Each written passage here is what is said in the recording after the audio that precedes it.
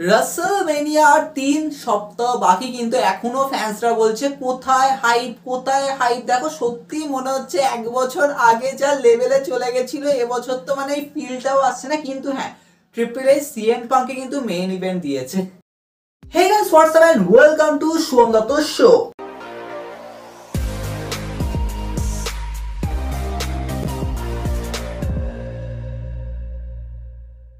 So guys, আজকে আমরা road two রাসেলমেনিয়া সিরিজে ডিসকাশন করব যে হ্যাঁ দেখো, ডাব্লিউডাব্লিউইর কাছে অলরেডি 7খানা ম্যাচ কার্ড অফিসিয়াল হয়ে গেছে রাসেলমেনিয়ার জন্য। আর আরো কি ম্যাচ কার্ড আসতে পারে? হ্যাঁ দেখো, আসলেই আসতে পারে, সেগুলোকে নিয়ে কথা বলবো যে হ্যাঁ কি কি ম্যাচ কার্ড অফিসিয়াল হবে। কিন্তু ডাব্লিউডাব্লিউ যেরকম ভাবে ম্যাচ কার্ডগুলো ডেলিভার করেছে, ম্যাক্সিমাম আমরা ওয়ার্ল্ড টাইটেল ম্যাচগুলোই দেখছি। হ্যাঁ, তার মধ্যে কিছু নন টাইটেল ম্যাচ রয়েছে, যার মধ্যে একটা তো অবভিয়াসলি মেইন ইভেন্ট করবে নাইট ওয়ানের, আর তার থেকে শুরু করে আরো কিছু ম্যাচ কার্ড রয়েছে। তার মধ্যে একটা বড় নন টাইটেল ম্যাচ, মানে অবভিয়াসলি ক্রেজি রেসলিং। তো সেই ম্যাচটাকে নিয়ে আমরা এই এপিসোডে ডিসকাশন করব। দেখো, তোমরা অনেকেই বলবে যে এই ম্যাচে কি সত্যি কিছু আছে, তো কি আছে সেগুলোকে নিয়ে ডিসকাশন করার। কিন্তু এটা ঠিক যে রাসেলমেনিয়া ভাইয়া 3 সপ্তাহ বাকি, আমাদের সব থেকে বড় ফেস্টিভ্যাল। কিন্তু সত্যি যেন মনে হচ্ছে আগের বছর কোন লেভেলে চলে গেছিল। মানে এখন তো ভাই জন সিনা কোডি রোডস এর ম্যাচকেও ফ্যান্সরা ক্রিটিসাইজ করছে, বলছে যে এটা শুধুমাত্র নাম মাত্র, মানে সত্যি নাম মাত্র মেইন ইভেন্ট। কিন্তু এই ম্যাচের মধ্যে একটা ফ্লেভার অ্যাড করার দরকার ছিল, সেটা এনাফ নয় যে তোমরা জন সিনা হিল টার্ন করিয়ে ফিল দিচ্ছ। অপরদিকে গুন্থারা জেউসো ভাই রতে যা ধামাকা হয়ে গেল, তারপরে অনেকে বলছে ওটাকে নাইট টুর মেইন ইভেন্ট করাও। সত্যি দেখো, ধামাকা তো ভাই ডাব্লিউডাব্লিউ দিচ্ছে, কিন্তু যেখানে দেওয়ার দরকার সেখানে না দিয়ে অন্য জায়গায় দিচ্ছে। এখন এটাকেই বলতে হবে ট্রিপল এইচ এর এরা, উনি সবকিছুকে আনপ্রেডিক্টেবল করে রেখে দিয়েছেন। আর কি বলবো, কিন্তু হ্যাঁ, যদি আমরা ফিল করি যে হ্যাঁ ডাব্লিউডাব্লিউ রাসেলমেনিয়ার জন্য আর কি কি ম্যাচ কার্ড অফিসিয়াল করতে পারে। দেখো, এদিকে আমরা world tag team champion world রাইডার্সদেরকে দেখতে পেয়েছি, এর থেকে আর বড় কি বলবো। কিন্তু definitely new day versus world riders হতেই পারে রাসেলমেনিয়ার জন্য। আর কথা হচ্ছে ভাই, নিউ ডের যে স্টোরি লাইন যে বিগির সাথে, বিগি কি তাহলে সত্যি আর কিছু নেই? মানে বিগি কি তাহলে আসবে না, নাকি এখানে কস করাতে পারে? দেখো, কিছু বলা যাচ্ছে না, এটা জাস্ট দেখতে হবে, এইটুকুনি বলবো। আর কি মানে সত্যি আর কি। আর ওদিকে স্ম্যাকডাউনে W W tag team champions street profit, ওনাদের জন্য আমি বলবো ভাই মাল্টিভার্সাল ল্যাডার ম্যাচ করিয়ে দাও, কারণ ল্যাডার ম্যাচের দরকার হয়।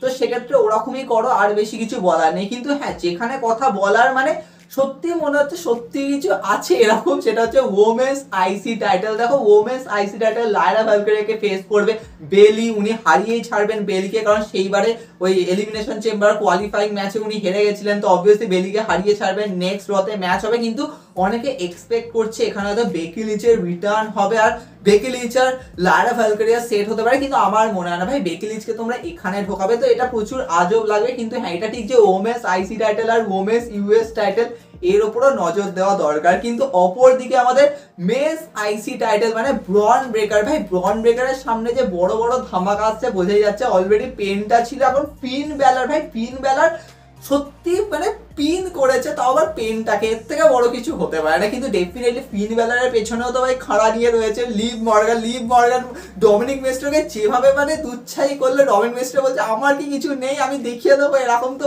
মনে হচ্ছে ভাই ডমিনিক মিস্টেরিও সত্যি দেখিয়ে দেবে। এখন সত্যি কি তাহলে এখানে পেটাল 4 হয়ে সেট হচ্ছে? দেখো, এটা ল্যাডার ম্যাচ হোক বা যাই হোক বলার মানে হচ্ছে সেই ফিন ব্যালারই পিনটা খাবে এরকম। কিন্তু ডমিনিক মিস্ট্রি যদি পিন করে একবার আইস টাইটেল ক্যাপচার করে, তাহলে সত্যি মনে হবে কোথা থেকে কোথায় চলে গেল। কিন্তু আমরা আর কি বলতে পারি, সত্যি আমরা কি বলতে পারি? মানে সত্যি যদি এই ম্যাচটা অফিসিয়াল হয় না ভাই, ব্রন ব্রেকার পেনটার উপর কারণ নজরই থাকবে না, সবাই ভাববে ফিন ব্যালারে আবার বলি হলো। কিন্তু হ্যাঁ, এবার যদি আমরা আসি men's US title, obviously LA নাইটের কাছে টাইটেল আছে। এখন ওইদিকে তো ভাই জ্যাকব ফাডু বলছে আমি ইউএস টাইটেল নিয়ে আসবোই আসবো। সোলো সিকোয়াকেও বলছে তোর তুই হেল্প কর বা না কর আমার ঘন্টা যায় আসে এরকম। এখন দেখো, সোলো সিকোয়া জ্যাকব ফাডুর কি ম্যাচ অফিসিয়াল হবে, নাকি সোলো সিকোয়া জ্যাকব ফাডু দুজনেই এলএ নাইটকে চেস করবে? তো এটা একটা খুবই বড় ড্রামা অবভিয়াসলি। কিন্তু হ্যাঁ, জিমি উসোর তো ভাই মনে হচ্ছে না, জিমি উসোর যে রক্তারক্তি সিন হয়ে গেছে, জিমি উসো মনে হচ্ছে একটা অন্যদিকে স্টোরি লাইন, যেটা আমরা এখানে ফিল করছি এখানেই হতে পারে। কিন্তু অন্য আর কিছু তো ভাই মনে হচ্ছে না। কিন্তু হ্যাঁ, তোমরা বলবে ভাই ওদিকে তো আবার রে ফিনিক্স এর ডেবিউ হবে, এদিকে যেমন পেনটা আইসি টাইটেলের দিকে, তাহলে কি রে ফিনিক্স ইউএস টাইটেলের দিকে যাবে? দেখো, যেতেই পারে, কারণ রে ফিনিক্স এর বুকিংও কিন্তু একটু ধামাকেদার তো করতেই হবে ডেফিনেটলি। এখন এদের দুজনকে একসাথে করাটা অনেক পরের ব্যাপার। কিন্তু অপর দিকে হতে পারে এই যে 4-4 এত যে মানে হাইপ আসছে, তাহলে কি সত্যি অ্যালেস্টার ব্ল্যাক আসবে? দেখো কিচ্ছু বলা যাচ্ছে না, কারণ হাইপ ওখানে রয়েছে, কিন্তু সত্যিই কানেক্ট হচ্ছে সেটাই দেখার বিষয়।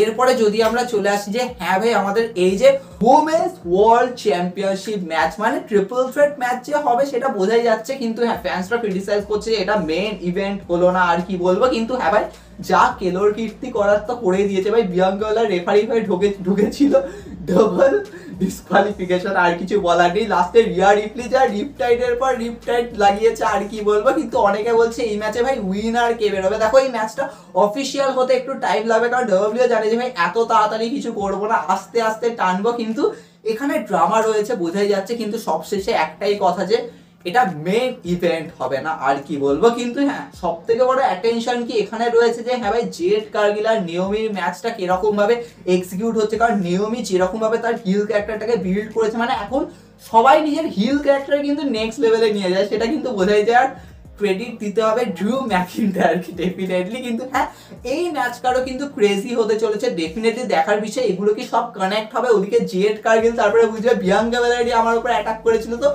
মানে অ্যাটাক করিয়েছিল এটাই বলবো। তো অনেক সিচুয়েশন কিন্তু এখানে ক্রিয়েট হতে পারে। কিন্তু এবার যদি আমরা চলে আসি মেন অ্যানালিসিসের কাছে যে হ্যাঁ ভাই আমরা পেয়ে গেছি phenomenal one AJ Styles versus Logan Paul. দেখো ডেফিনেটলি এই ম্যাচটা অফিসিয়াল হয়েছে। হ্যাঁ দেখো সত্যি বলতে গেলে আমরা যদি একটুখানি ফিল করি যে ভাই এবছর কিন্তু লোগান পলের বুকিং কিন্তু খুব ফিক্স কিন্তু ছিল না। মানে আমরা যদি শুরু থেকে দেখি যে হ্যাঁ রয়্যাল রাম্বলের টাইমে চলো ঠিক আছে ফাইনাল 3-তে ছিল লোগান পল সেই এজে স্টাইলের 10-এ এলিমিনেট করে দেওয়া অনেক কিছু। লোগান পল সিএম পাঙ্ককে এলিমিনেট করে দিয়েছিল, তো সিএম পাঙ্কের কাছে সবথেকে বড় অপমানের এটা। কিন্তু হ্যাঁ উনিও এলিমিনেট করেছেন এলিমিনেশন চেম্বারে লোগান পলকে। কিন্তু লোগান পল আর সিএম পাঙ্কের যেরকম হিট জেনারেট হয়েছিল আমাদের মনে হয়েছিল ওটাই না হয়ে যাবে রাসেলমেনিয়ার ম্যাচ। দেখো সিএম পাঙ্ক যেখানে মেন ইভেন্ট নেবেই নেবে, সেখানে এই সমস্ত কি লোগান পলের সাথে খেলবে?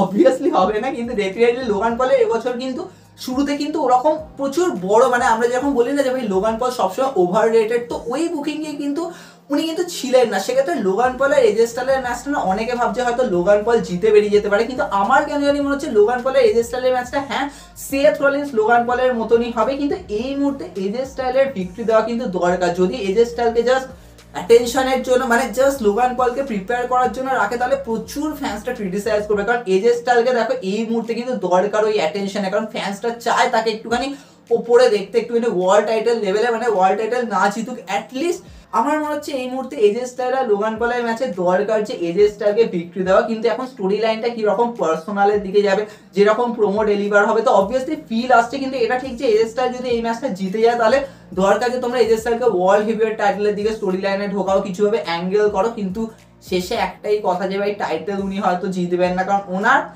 শেষ হয়ে গেছে ভাই, শেষ হয়ে গেছে। উনি খালি অপেক্ষা আছে কবে 50 বছর হবে, ব্যাস টাটা বাই ভাই, এরকম ব্যাপার। তো কি আর বলবো, কিন্তু এখন এটাই মানতে হবে যে ভাই হ্যাঁ এজেসটা যতদিন রয়েছে জাস্ট ওরকম ভাবে অ্যাটেনশন দেওয়া হচ্ছে, কিন্তু ফ্যান্সটা চায় তাকে দেখতে। তবে তোমাদের কি প্রেডিকশন কমেন্টে জানাতে পারো। সত্যি কি তোমাদের মনে হচ্ছে ভাই রাসেলমেনিয়া হাইপ আছে যেমন লাস্ট ইয়ার ছিল? মানে দেখো রাসেলমেনিয়া 40 কিন্তু অনেকে ক্রিটিসাইজ করেছিল, কিন্তু ডেলিভার কিন্তু স্টোরি লাইনের দিক দিয়ে বেস্ট করেছে। এবছর ভাবো রাসেলমেনিয়া 41 এর জন্য এক্সপেকটেশন হাই ছিল, কিন্তু এই অবস্থা।